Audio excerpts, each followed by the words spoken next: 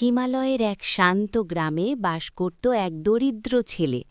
নাম তার গোপাল। প্রতিদিন সে একটি ছোট শিবলিঙ্গে জল আর বেলপাতা দিয়ে পূজা করত। একদিন প্রবল ঝড়বাদল শুরু হল। চারদিকে অন্ধকার, নদী ফুলে উঠেছে। সবাই ঘরে লুকিয়ে পড়ল। কিন্তু গোপাল ভাবল, আজ আমি যদি পূজা না করি তাহলে মহাদেব দুঃখ পাবেন। সে ঝড়ের মধ্যেই বেরিয়ে পড়ল। পথে পা পিছলে পড়ল, শরীর রক্তাক্ত, তবুও থামল না।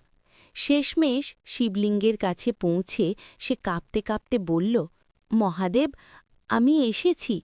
হঠাৎ চারদিকে আলো ছড়িয়ে পড়ল। সামনে স্বয়ং ভগবান শিব উপস্থিত হলেন।